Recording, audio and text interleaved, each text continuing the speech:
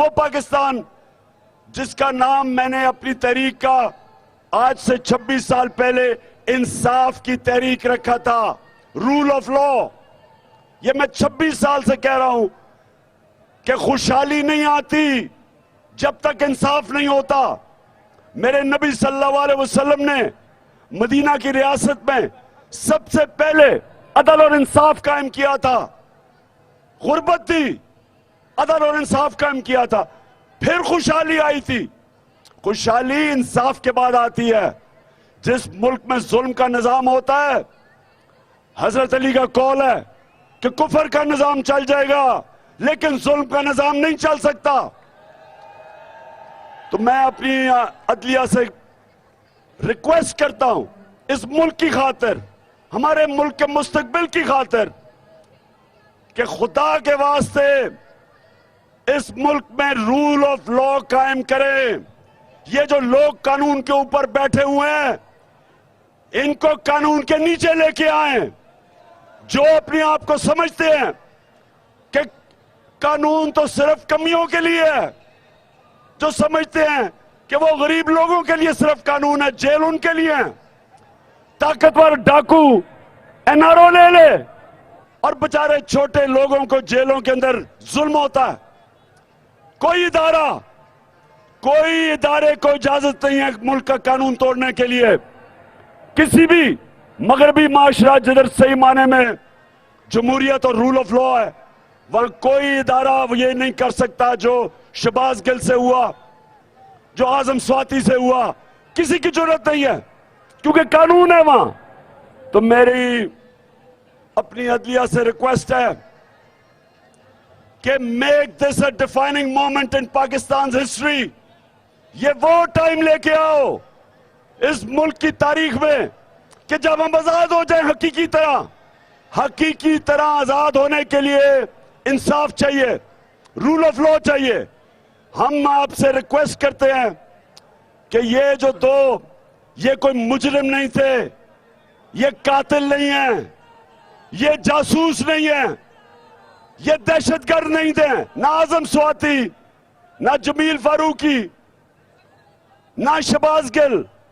ये यूनिवर्सिटी का professor America से वापस आता है। आजम स्वाति वहां पैसे कमा के अमेरिका से पैसे पाकिस्तान लेके आता है। और इन दोनों को नंगा करके जो इन्होंने तशद्दुद किया, मैं रिक्वेस्ट करता हूं आपसे, मैं अपनी अदालतों से रिक्वेस्ट करता हूं कि खुदा के वास्ते इस मुल्क को बचाएं। क्योंकि ये जो मुल्क जिस तरफ लेके जा रहे हैं, चोरों का टोला ऊपर बैठ गया है, अपने अरबों रुपए के करप्शन के केसेस माफ करवा रहे हैं, जेलों में गरीब लोग घुसे हुए हैं। और जो मुंह खोलता है, जो हक की आवाज बुलंद करता है, जिस तरह अरशद शरीफ, उसको मुल्क से बाहर भिजवा जाता है, उसको धमकियां दी जाती हैं, वो उसको कत्ल किया जाता है सिर्फ कि वो राय हक पे खड़ा है, वो सच बोलता है, वो ये जुल्म के खिलाफ है। वो साबिर शाकिर मुल्क से बाहर भाग गया, क्यों भागा है? जान को खतरा है। तो चीफ जस्टिस साहब, ये आपकी जिम्मेदारी है, लोगों की फंडामेंटल राइट्स को तहफ़्फ़ुज़ देना आपकी जिम्मेदारी है। मैं बड़े रिस्पेक्टफुली, एक वो आदमी जो 26 साल से कानून की बालादस्ती, rule of law, Tehreek Insaf की तहरीक, 26 साल से मैं जो कह रहा हूं, इस कौम को आजाद करें, जालिम की गुलामी से आजाद करें, चोरों की गुलामी से आजाद करें, अमरीकनों के नौकरों की गुलामी से आजाद करें। इसको वो कौम बनाएं जो इलामा इकबाल की ख्वाब थी और मेरे लीडर कायदे आजम को पता था उनकी जान जा रही है बीमारी से, फिर भी उन्होंने जद्दोजहद की इस कौम हमें बनाने के लिए, हमें अंग्रेजों से आजादी दिलवाने के लिए। अब हमें आजादी चाहिए, बोलो आजादी चाहिए, हमें आजादी चाहिए। हम ये गुलामी नहीं कबूल करेंगे। और ये मेरा फैसला है, मेरी कौम सुन लो, अगर मैं आप सबके सामने कह रहा हूं कि इन चोरों की, इन अमरीकनों के गुलामों की गुलामी से बेहतर है कि इंसान मर जाए, क्योंकि इनके नीचे वैसे ही मर जाता है इंसान। गुलाम इंसान वैसे ही मरा हुआ होता है। वैसे तो जेल में भी इंसान जिंदगी गुजार सकता है, सिर्फ आजाद इंसान की परवाज होती है। और मैं चीफ जस्टिस साहब आपसे रिक्वेस्ट करता हूं, केस सुने शहबाज गिल का, केस सुने आजम स्वाति का, पकड़े को किसकी जरूरत है कि मुल्क के कानून को तोड़े? सिर्फ उनके पास ताकत है। हम आपसे रिक्वेस्ट करते हैं,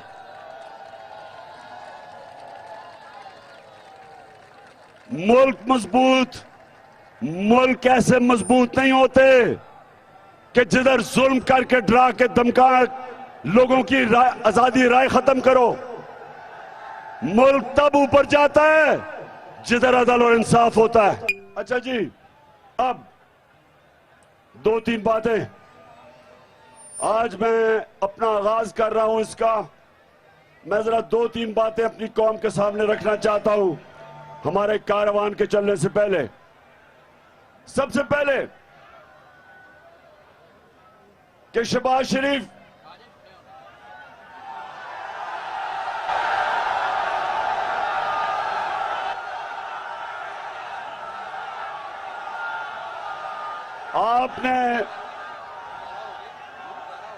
आपने एक बयान दिया कि मैंने आपको पैगाम पहुंचाया है, कि हम आर्मी चीफ का बैठ के फैसला करें। और फिर आपने कोई एक और कोई आज अखबार में मैसेज थी कि मैंने आपसे पता नहीं कोई और दरखास्त की। देखो शहबाज शरीफ, बात सुन लो, मैं बूट पॉलिश करने वालों से बात नहीं करता।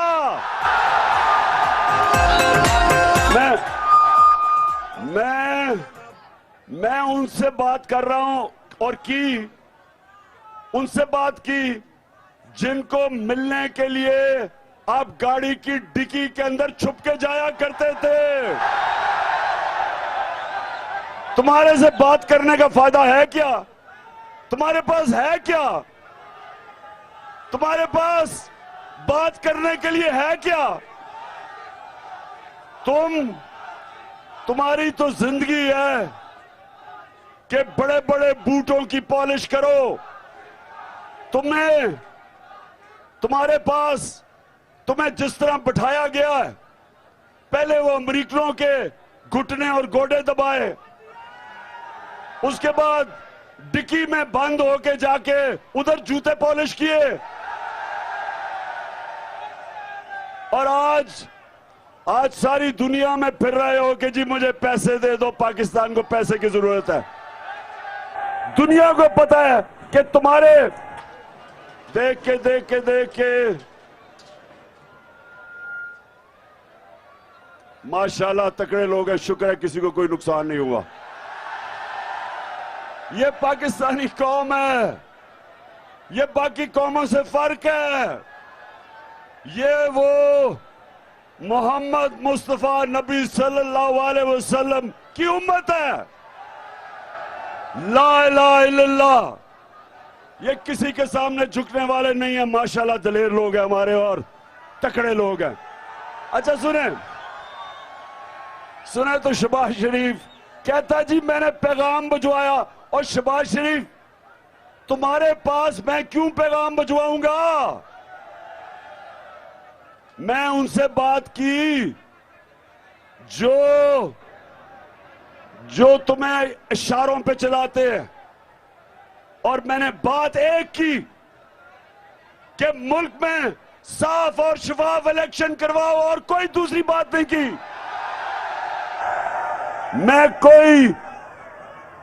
मैं वो हूं, सुन लो पाकिस्तानियों, गौर से सुनो, मैं वो पाकिस्तान का सियासतदान हूं जिसने 22 साल अवाम में जाके छोटी सी पार्टी से मेहनत अवाम को अपना बयानिया समझा के एक बड़ी पार्टी बनाई और आज सबसे बड़ी पार्टी है माशाल्लाह पाकिस्तान में। मैं कोई किसी मिलिट्री डिक्टेटर की नर्सरी में नहीं पला। मैं जुल्फिकार अली भुट्टो की तरह अयूब खान को डैडी नहीं कहता था। मैं उसकी कैबिनेट में नहीं 8 साल गुजारे। और मैं नवाज शरीफ की तरह जो जनरल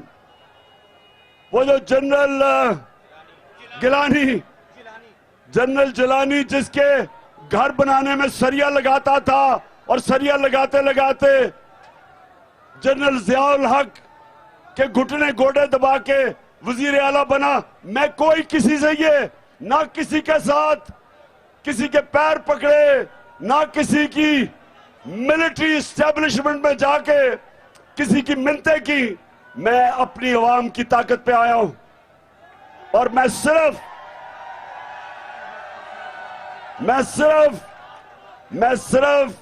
आज भी कहता हूं कि एक चीज हमें चाहिए, साफ और शफाफ इलेक्शन। जो पाकिस्तान की अवाम फैसला करे वो हमें कबूल है, लेकिन मुझे अमेरिका के गुलाम, मुल्क के बड़े बड़े डाकू जो हमारे ऊपर मुसल्लत किए गए, जिन्होंने अरबों रुपया खर्च करके लोगों के जमीर खरीदे हमारे लोटों के, जो इस तरह बैठे हुए हैं, इनको कौम नहीं मानती। इंपोर्टेड हुकूमत को नहीं मानती कौम।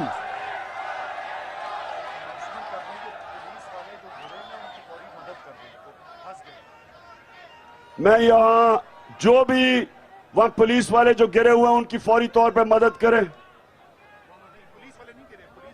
पुलिस वालों को कह रहा हूं कि उनकी प्लीज मदद करें, जो और रेस्क्यू वाली प्लीज उनकी मदद करें। अच्छा, अब सुने मेरी बात, अब ये सुन ले। मैं सिर्फ पाकिस्तान के अंदर एक चीज चाहता हूं इलेक्शन के अलावा, कानून की हुक्मरानी, रूल ऑफ लॉ। मैं ये चाहता हूं कि मेरी जो अवाम है इनके हकूक की हिफाजत की जाए। हम इंसान हैं, भेड़ बकरियां नहीं हैं। और एस्टेब्लिशमेंट को मैं एक पैगाम देना चाहता हूं। जनरल मुशर्रफ ने जब इन 2 करप्ट पार्टीज को, जो 2 दफा करप्शन में निकाली गई थी 90 की दिहाई में, जब जनरल मुशर्रफ ने इनको हटाया, लोगों ने मिठाइयां बांटी। क्यों बांटी?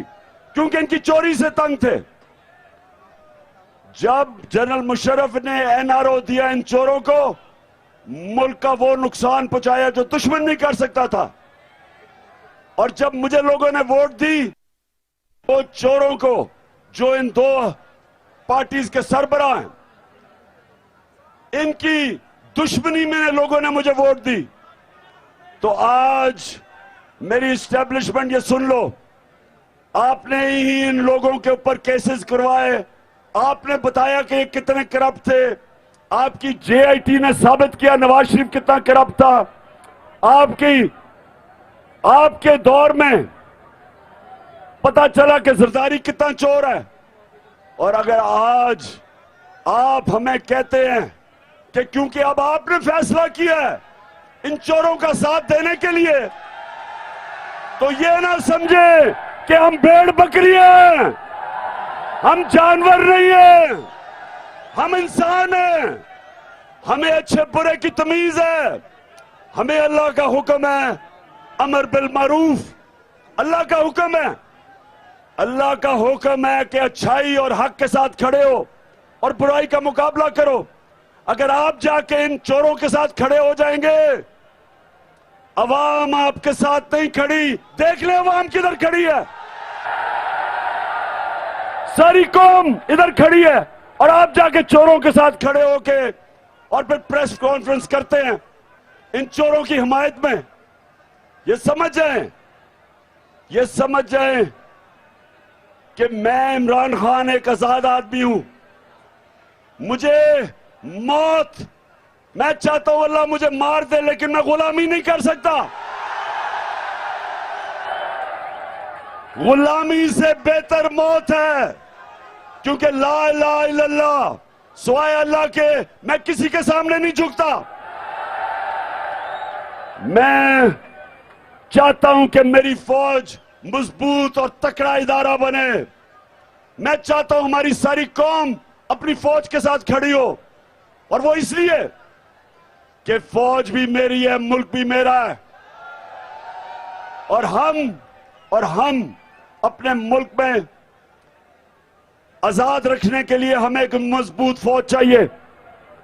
और जब मैं तनकीद करता हूं, तामीरी तनकीद होती है। मैं अपनी फौज को नुकसान नहीं पहुंचाना चाहता। हिंदुस्तान के अंदर मीडिया में खुशियां बन रही हैं DGISI की प्रेस कॉन्फ्रेंस के बाद कि जी इमरान खान का और फौज का मुकाबला हो गया या तसादम हो गया। कोई ऐसी बात नहीं है। हम अपनी फौज के साथ खड़े हैं, लेकिन हम जब तनकीद करते हैं तामीरी तनकीद है। और इसलिए कोई इस गलत फहमी में ना रहे हिंदुस्तान में कि कौम कभी भी अपनी आजादी पे कॉम्प्रोमाइज नहीं करेगी। अजान हो रही है, मैं अब आगे निकलने लगा हूं।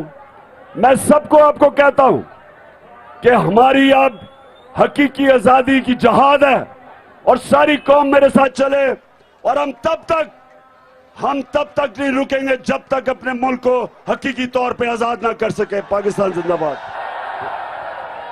अल्लाह